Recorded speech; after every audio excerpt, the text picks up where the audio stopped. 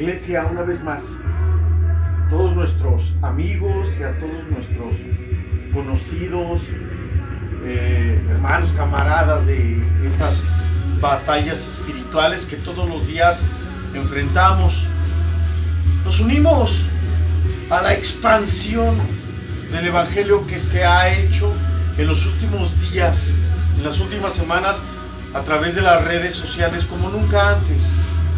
Así es como lo estamos haciendo en estos días.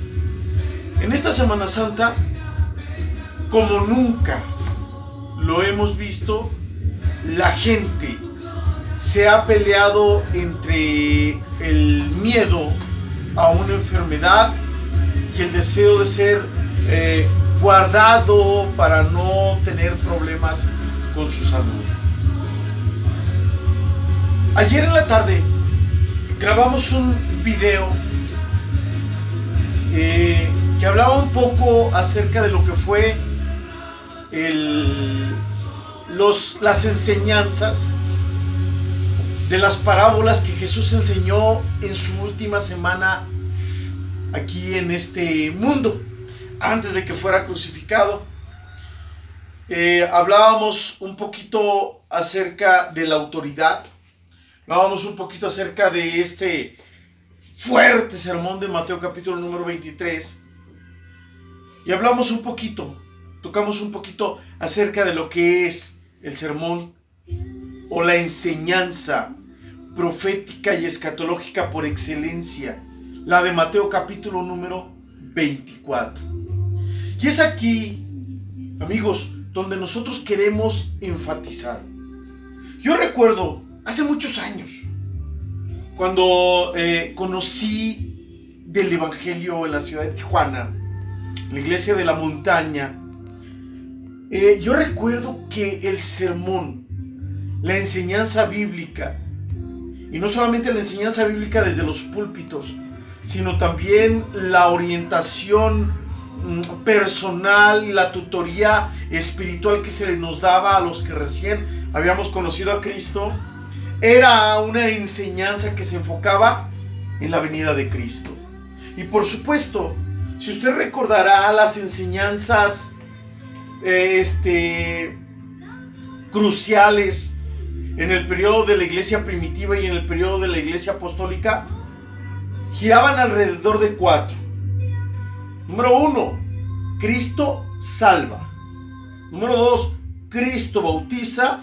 Número 3, Cristo sana. Y Cristo viene.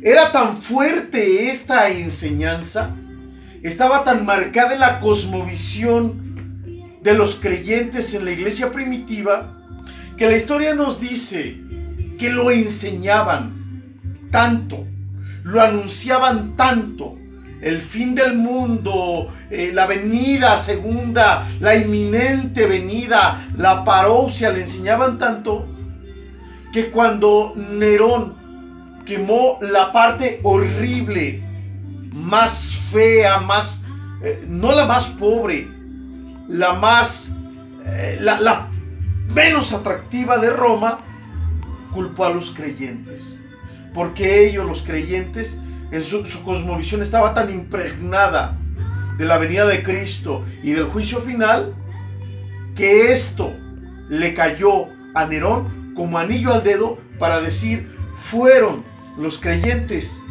los que incendiaron Roma. Y entonces comenzó una persecución férrea, una persecución salvaje, de tal forma que el delito más grande que había en ese tiempo era ser creyente, era ser cristiano. Y entonces los lugares de reunión tenían que ser las catacumbas de la ciudad de Roma. Los cristianos usaban un lenguaje conocido y que los identificaba a ellos, pero desconocido para el resto de la sociedad, por la crueldad y lo sanguinario de la persecución. Parte de este sermón, de estas enseñanzas espirituales del martes de controversia, que se encuentran en Mateo capítulo número 24 y que nos hablan acerca de la segunda venida de Cristo, yo quisiera preguntar y decir: ¿Qué nos pasó? Que descuidamos la enseñanza de la inminente venida. ¿Qué fue lo que nos sedujo para hacer a un lado las enseñanzas escatológicas y proféticas y enfocamos en otro punto, a veces ni doctrinal, a veces circunstancial, a veces solamente por una noticia momentánea? ¿Cuándo vemos esto? Esto lo vemos, iglesia, amigos, en unas circunstancias como las que estamos viviendo ahorita. No sabemos si la pandemia que está sufriendo el mundo viene porque comían murciélago, porque comían perritos, fue creada en un laboratorio, no sabemos si es un arma química, no sabemos si hay una guerra secreta entre China y los Estados Unidos, no lo sabemos. Lo que sí sabemos es que la Biblia nos enseña que en los días finales se iba a hablar de muchas enfermedades, y se iba a hablar de guerras y de rumores de guerras, y se iba a hablar de falsos profetas, y se iba a hablar de apostasía, y se iba a hablar de tantas calamidades que en Mateo 24 parece que estamos leyendo un resumen sociológico de las circunstancias que estamos viviendo. Sin embargo, amigos, si alguien, compañero de ministerio, nos está viendo, si nos está oyendo alguien que no sea propiamente compañero de ministerio, que sea un feligrés, un congregante, o un amigo cuya fe sea en ciencia solamente, o sea una persona que tiene una perspectiva agnóstica, sí tenemos nosotros que darnos cuenta que las circunstancias que estamos viviendo son atípicas. ¿Qué fue lo que nos pasó a las iglesias cristianas? Que dejamos de hablar de Cristo, de la inminente venida, de la parousia. No tiene ni 2 semanas cuando una persona a mí me dijo: Tomás, ¿te puedo hacer una pregunta? Me dijo: ¿por qué crees que mis líderes espirituales no nos hablan del fin de los tiempos? Muchas respuestas podemos tener nosotros, y no queremos utilizar este mensaje dada la pandemia. Su servidor, el Ministerio Ribera del Quebar, desde hace muchos meses, quizás alrededor más de un año, comenzamos a enseñar acerca de lo que era el Apocalipsis. Algunas personas me decían: oye, ¿cómo te atreves a enseñar el Apocalipsis? Vas a espantar a la gente, y la gente va a dejar de ir, y se va a apagar el espíritu. Amigos, es que la inminente venida, es que la parousia no es una amenaza, es la promesa más grande que tenemos los creyentes en estos últimos tiempos de parte de Dios. ¿Quién nos dijo que es una amenaza? No podemos utilizar la doctrina ni la enseñanza del arrebatamiento para espantar a la gente, para asustarla, para que tengan pesadillas. Porque esto, paradójicamente, no es para que se espanten, es para que en su corazón se arraigue una hermosa esperanza, porque todo lo que estamos viviendo va a pasar. Sin embargo, mi duda, mi incomodidad ante estos tiempos es: ¿por qué, compañeros de ministerio, por qué no estamos enseñando la inminente venida? ¿Por qué no la estamos predicando? ¿Por qué esta hermosa promesa tiene que formar parte de ese martes de controversia? ¿Qué acaso también a nosotros nos causa controversia? Parece indicar que así es.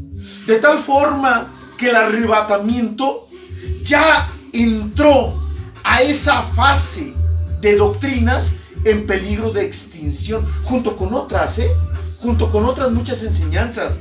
La santidad, el bautismo con el Espíritu Santo, la mayordomía financiera, junto con otra, ya entró con el infierno, con el destino eterno en la condenación. ¿Qué nos pasó que dejamos nosotros de predicar, iglesia? ¿Qué nos pasó a los pastores que les dejamos de predicar a ustedes? La inminente venida. Pastores, ¿qué nos pasó que dejamos nosotros de enseñar uno de los puntos cardinales de nuestra fe? Algunos dan sus razones. Número 1, que la iglesia de la posmodernidad estamos más enfocados en el aquí y en el ahora. Y comenzamos a sacar frases humanistas. El futuro no existe. El futuro lo creamos con el presente. Y cosas así por el estilo.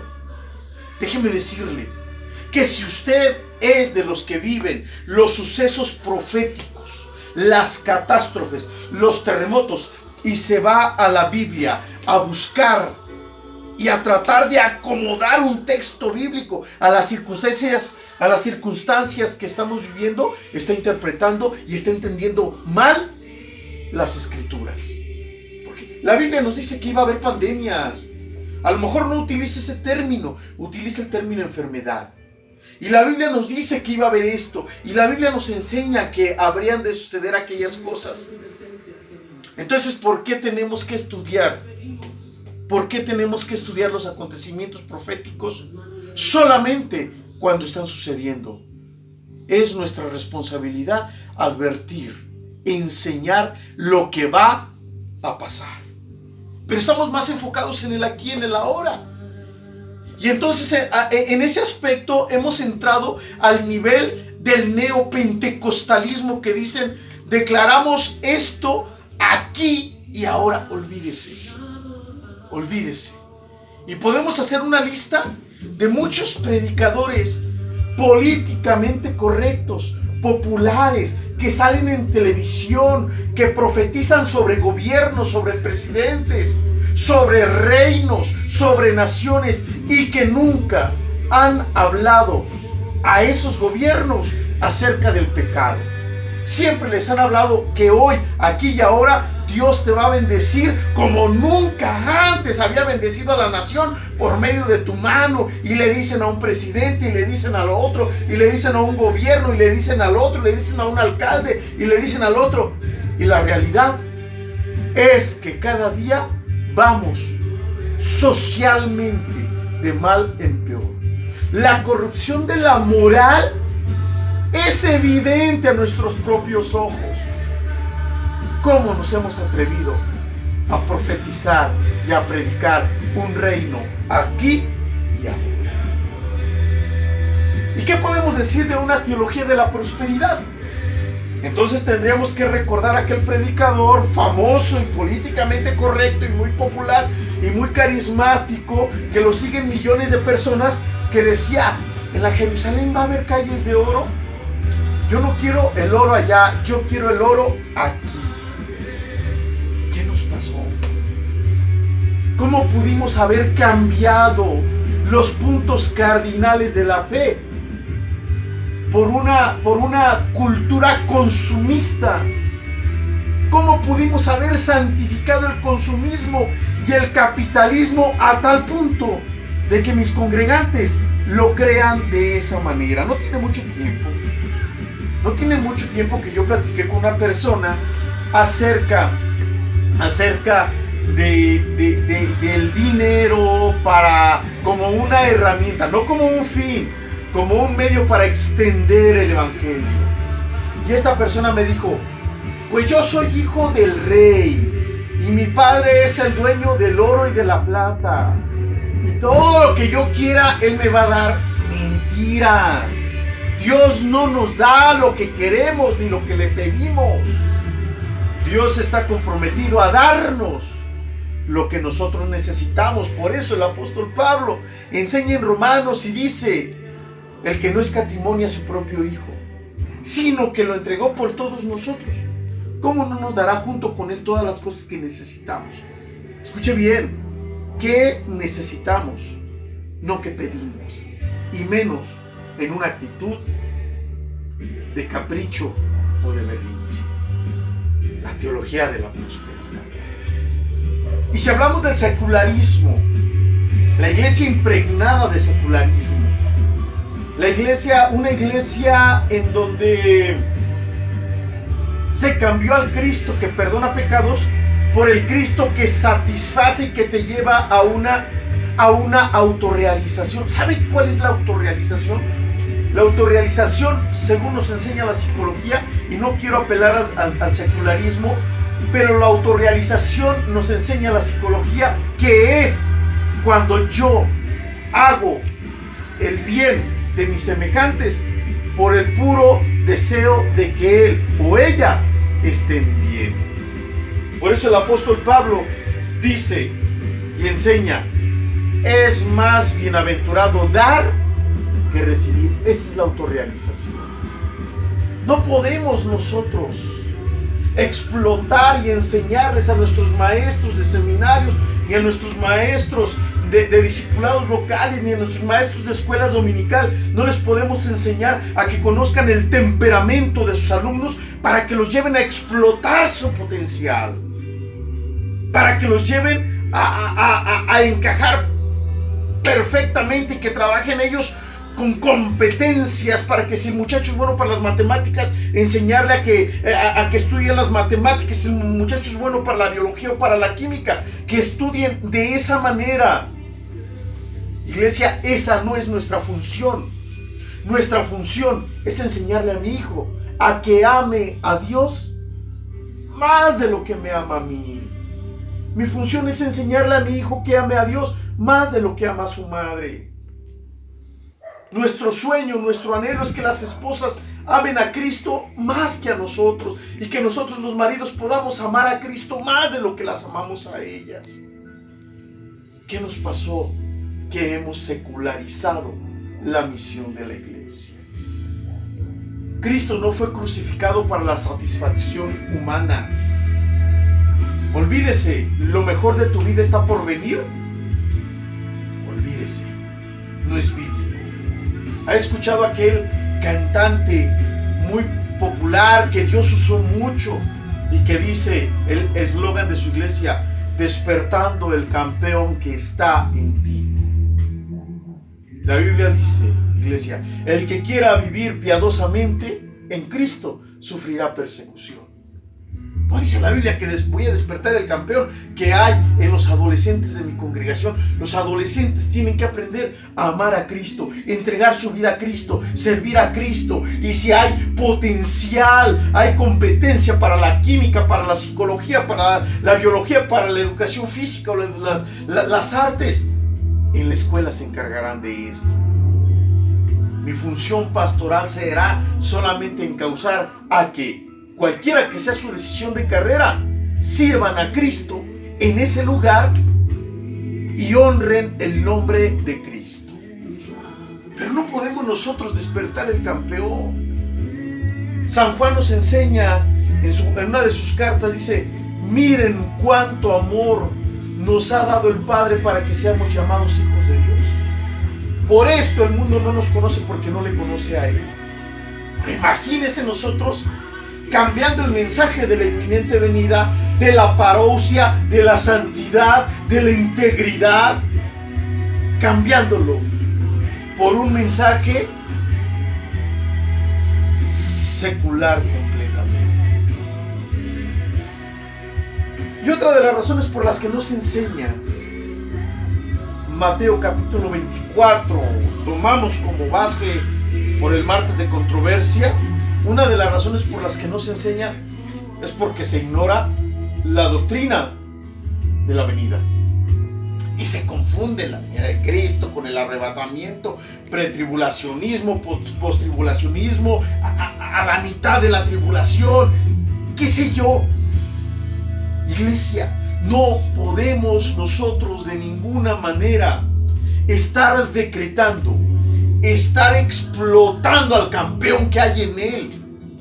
No podemos nosotros de ninguna manera estarnos peleando por doctrinas que en la iglesia primitiva sí se estaban predicando, como era la venida de Cristo.